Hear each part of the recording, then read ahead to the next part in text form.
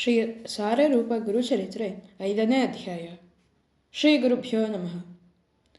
ದುರ್ವಾಸರ ಶಾಪದಂತೆ ನಾರಾಯಣನು ಮತ್ಸ್ಯ, ಕೂರ್ಮ, ವರಾಹ ಮುಂತಾದ ಅವತಾರಗಳನ್ನು ತಾಳಿ ದುಷ್ಟ ನಿಗ್ರಹ, ಶಿಷ್ಟ ಪರಿಪಾಲನೆಗಳನ್ನು ಮಾಡಿದಂತೆ ದತ್ತಾತ್ರೇಯನೂ ಸಹಿತ ಕಲಿಯುಗವು ಪ್ರಾರಂಭವಾದ ಮೇಲೆ ಅವತಾರವನ್ನೆತ್ತಬೇಕಾಯಿತು. ಯಾಕೆಂದರೆ ಕಲಿಯ ಪ್ರಭಾವದಿಂದಾಗಿ ಆಗ ಬ್ರಾಹ್ಮಣರೇ ಮೊದಲಾದ ಚತುರ್ವರ್ಣದವರು ಧರ್ಮಭ್ರಷ್ಟರಾಗಿ ಅವಿವೇಕಿಗಳಂತೆ ವರ್ತಿಸತೊಡಗಿದ್ದರು. ಜನರಲ್ಲಿ ಕ್ರೂರತೆ, ದುಃಖ, ಅಸೂಯೆ ಮುಂತಾದ ದುರ್ಗುಣಗಳು ತಾಂಡವವಾಡತೊಡಗಿದವು. ಇಂಥ ಸಂದರ್ಭದಲ್ಲಿ ತನ್ನ ಅವತಾರದ ಅವಶ್ಯಕತೆ ಇದೆ ಎಂಬುದನ್ನು ಅರಿತ ಗುರುದೇವನು ತಕ್ಷಣವೇ ಅವತಾರ ಮಾಡಿದನು.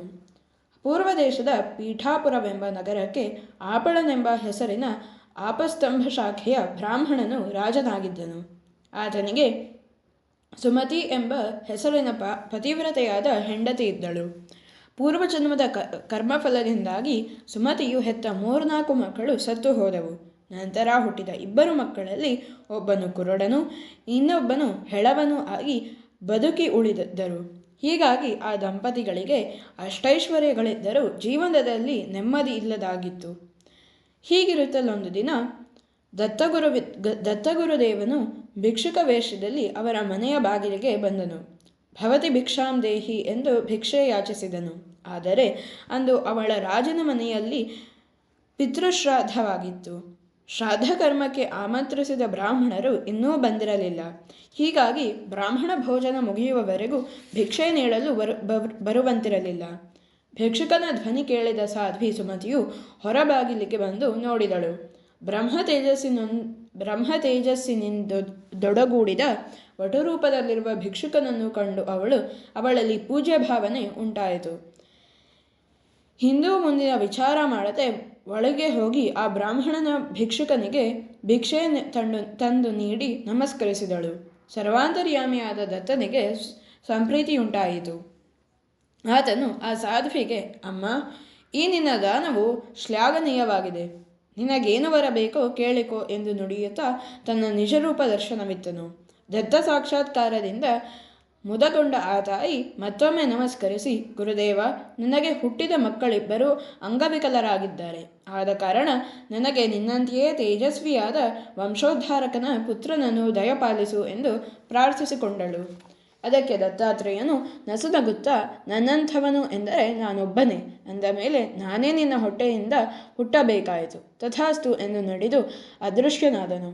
ಸುಮತಿಯು ಆನಂದಾಶ್ಚರ್ಯಗಳಿಂದ ಗಂಡನು ಮನೆಗೆ ಬಂದ ಕೂಡಲೇ ನಡೆದ ವಿಷಯವನ್ನು ತಿಳಿಸಿದಳು.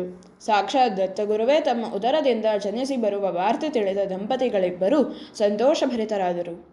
ಸುಮತಿಯು ಕೆಲ ದಿನಗಳಲ್ಲಿಯೇ ಗರ್ಭಧರಿಸಿ ಗಣೇಶ ಚತುರ್ಥಿಯ ಶುಭ ಮುಹೂರ್ತದಲ್ಲಿ ಗಂಡು ಮಗುವಿಗೆ ಜನ್ಮ ನೀಡಿದಳು.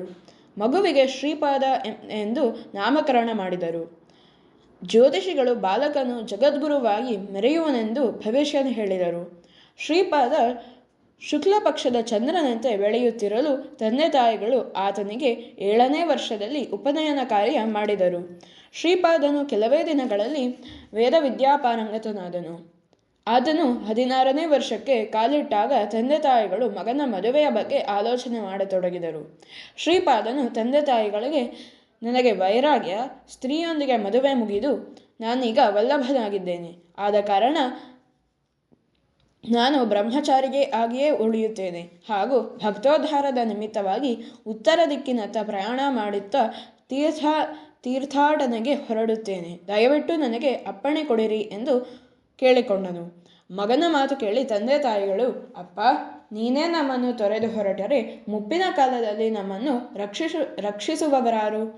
ನಿನ್ನ ಅಣ್ಣಂದಿರಾದರೂ ಅಂಗವಿಕಲರಾಗಿದ್ದಾರೆ ಎಂದು ಪ್ರಲಾಪಿಸತೊಡಗಿದರು. ಆಗ ಶ್ರೀಪಾದನು ತಂದೆ ತಾಯಿಗಳನ್ನು ಸಂತೈಸುತ್ತಾ ಅಂಗವಿಕಲರಾದ ಅಣ್ಣಂದಿರತ್ತ ಅಮೃತ ದೃಷ್ಟಿ ಬೀರಿದನು. ಕೂಡಲೇ ಅವರು ಸುಂದರಕಾಯದ ಸದೃಢ ವ್ಯಕ್ತಿಗಳಾಗಿ ಮಾರ್ಪಟ್ಟರು.